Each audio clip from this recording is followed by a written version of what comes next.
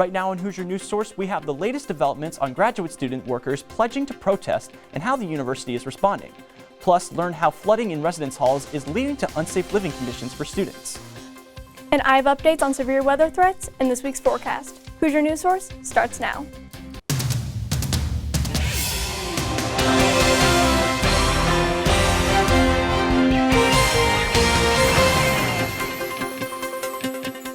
Hello and welcome to Hoosier News Source. I'm Jack Lindner. We begin today's show with an update on IU's COVID dashboard. After the university decided to remove the indoor mask mandate on March 4th, faculty and students were anticipating a rise in positive tests following spring break. However, IU's dashboard for the week of March 17th to the 23rd only reported 20 positive cases throughout the university's 115,000 students, faculty, and staff. The university's total vaccination rate is 91.3%. Hoosier News Source will continue to follow the dashboard in the coming weeks. Over 600 graduate student workers have pledged to go on strike in response to IU's refusal to recognize them as a union. Student union member Moshe Stein wrote in the organization's press release that, quote, "Ideally, the university would provide us with a path towards unionization before we have to go on strike. It's their decision whether or not we strike," end quote. This week, the university responded in a memo from the provost saying that graduate students with a student academic appointment will receive a 5% stipend increase for next year and have a minimum stipend of $18,000. According to the memo, this will only be applicable to students in the College of Arts and Sciences as of now. We will continue to follow the story as it progresses. Hoosier News Source reporter Callie Lichter now joins us in studio with more on recent flooding in IU housing. Callie? Thanks, Jack. March 7th was the first day of midterms for many IU students. For residents in Wilkie Center apartments, it was the second time their apartment flooded this year. Lily Peters woke up to 6 male voices in her all-female apartment. Like any person, she got up to investigate. And as I stepped out of my door, I stepped into a giant puddle of water that was coming from my hallway. Peters isn't a stranger to having her apartment feel like a pool. Back in December, her apartment also flooded out. My carpet was damp for a full 2 days. Unlike the previous flood, the tenants were told they had to move out per RPS communications. So Peters and her 3 roommates packed up their belongings in trash bags, thinking that this is what they needed to do. Less than 24 hours later, the carpets in the apartments are still wet and the baseboards are still gone, and this isn't the first time. RPS sent out a message saying that the apartments are, quote, livable, but many residents do not think that is the case. I was like, I can't imagine you were able to make 2 completely different, drastic decisions in such a short period of time. While experiencing symptoms of mold sickness in December, Peters and her roommates conducted their own mold test, which came back positive. After a few emails back and forth about the issue, RPS ceased communication with them. Their new request for mold testing has also been met with silence. And I'm sure by now, especially after this happening twice, that there's mold growing in there. IU spokesperson Chuck Carney says that they had RPS and environmental services out to do testing. He said that the residents would have been notified if it was a harmful nature of fungal growth. The thing to remember is that there's mold everywhere. According to Carney, the carpet and walls have since been removed. He said the situation is fluid, which accounts for the quick change of plans surrounding the move. It's uncomfortable for everybody involved who lives in these places, but we appreciate their understanding as we were trying to move the stuff around and get things solved as quickly as possible. Peters and her roommates have since moved out of Wilkie. She said she wishes these changes would have been implemented sooner. Jack, back to you. Thanks, Callie. Kayla Craig now joins us with the latest on this week's weather. Kayla? Thanks, Jack. Today we will have a cold front moving into the area, bringing heavy rain and a few storms, with southern Indiana and other states under the threat of severe weather. Let's break down what to expect for Bloomington. While we don't have any significant severe weather threats, there's a chance for some damaging wind gusts as a storm complex moves into the area. The threats of these are still pretty low, but stay informed and alert as the weather moves in. Let's take a look at the rest of the week. Today we can expect higher temperatures as we face those severe weather threats before Thursday, where the temperatures will drop down into the upper 40s. Temperatures will rise throughout the rest of the week, with chances of rain returning on Thursday and Sunday. Stay safe and have a great week. Jack, back to you. Coming up on Hoosier News Source, a special guest from the Middle Way House joins us to discuss a new Indiana law redefining rape in the state. Plus the latest events going on around the world and in IU sports. Stay with us.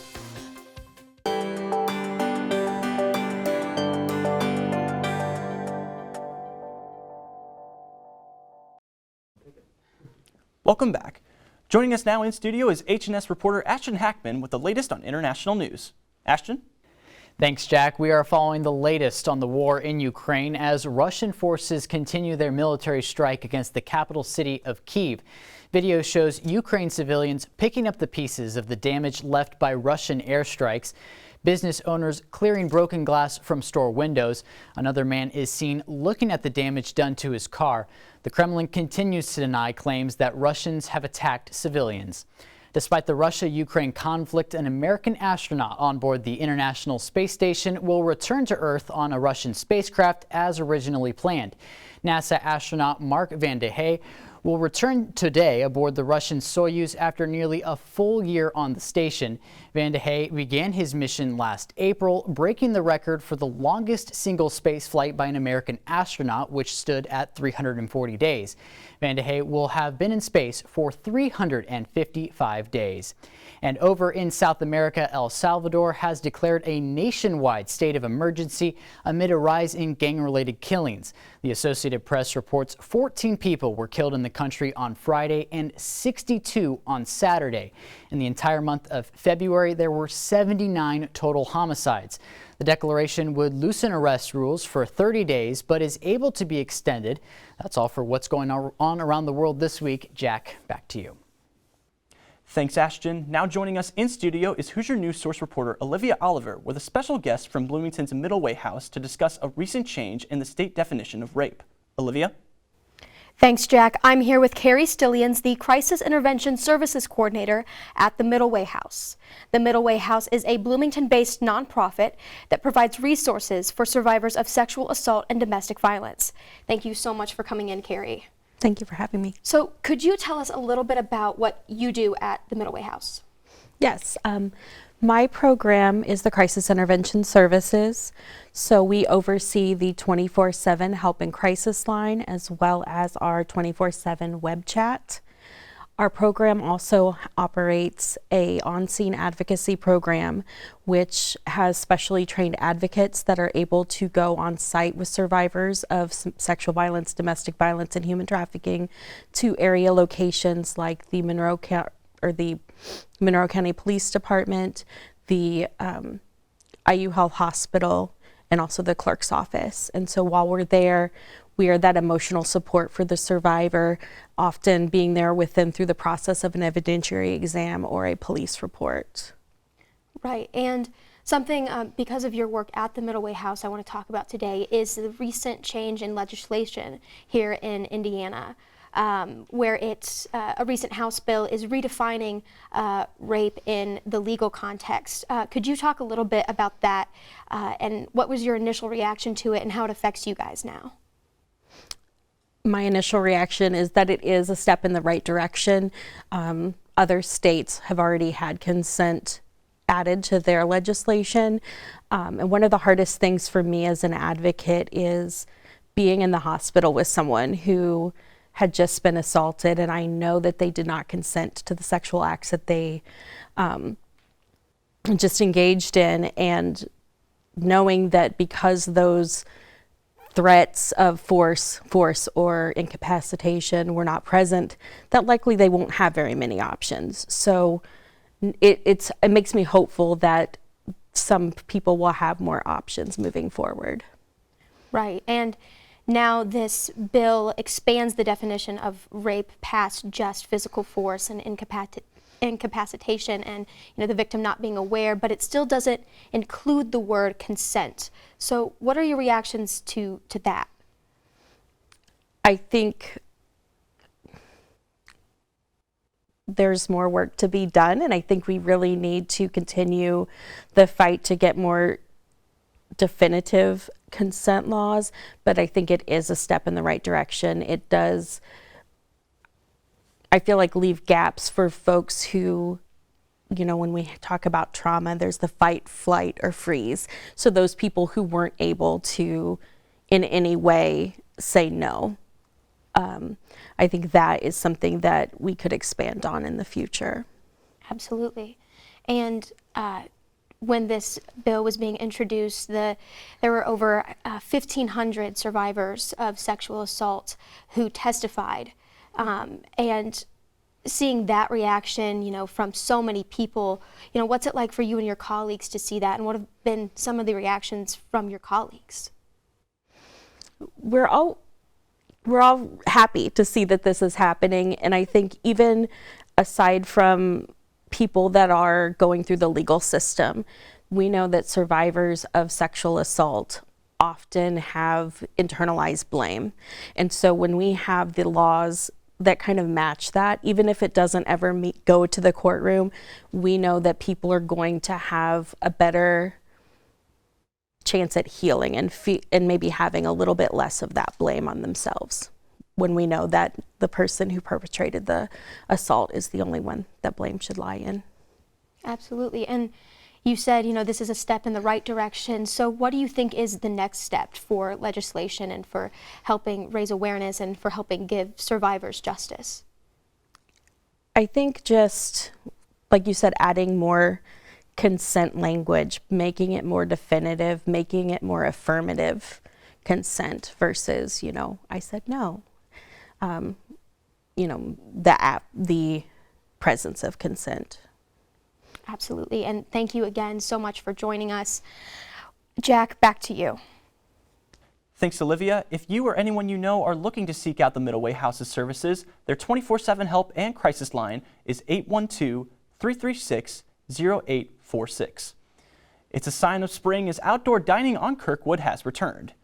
Now through the end of October, Kirkwood Avenue will be closed from Indiana Avenue to Walnut Street.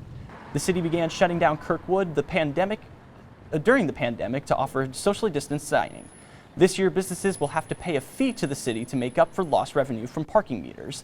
Last fall, Mayor Hamilton announced that the city aims to close Kirkwood permanently by the end of this year. Lauren Brewer now joins us with the latest on IU sports. Lauren? Thank you, Jack. Indiana Water Polo celebrated Senior Day on Saturday with a doubleheader in the Councilman Billingsley Aquatic Center. In the first game against number 13 San Jose State, the seniors led the way. Captain Izzy Mandema scored 4 goals, and goalkeeper Mary Askew had an outstanding performance in the cage with 12 saves. Altogether, the Hoosiers held the Spartans scoreless in the second half and got the win 6-3. In the second game against Salem, Indiana had 9 Hoosiers in scoring figures. Senior attacker Tina Doherty scored a hat trick, leading the team to a 14-8 win. Heading over to Bart Kaufman Field, the Indiana baseball team had an interesting series against Evansville this past weekend. Friday's game saw 31 total runs scored. IU's Brock Tibbetts and Tyler Jones crushed the ball over the outfield fence, but Evansville escaped with a 17-14 victory. Saturday's game was canceled due to cold temperatures, which turned Sunday's slate into a doubleheader. Inconsistent pitching was a problem for Indiana. In the first game, the Purple Aces climbed back to score 5 runs in the 8th inning, while Evansville generated 11 hits in the second matchup. Both games ended with a score of 6-5, and IU won the series 2-1. Now let's take a look at some IU athletic events occurring this weekend. The Indiana men's swim and dive team is coming off of a 5th place finish at the NCAA Championships. The team looks to continue that momentum at the USA Swimming Nationals. Also, men's tennis continues Big Ten play, baseball battles Northwestern, and softball travels to Madison, Wisconsin for a series against the Badgers. That's all for IU Sports this week. Jack, back to you. Thanks, Lauren, and thank you for watching this week's episode of Hoosier News Source. Be sure to follow us on Instagram and Twitter at IUSTV News. I'm Jack Lindner from Bloomington, Indiana. We'll see you next time.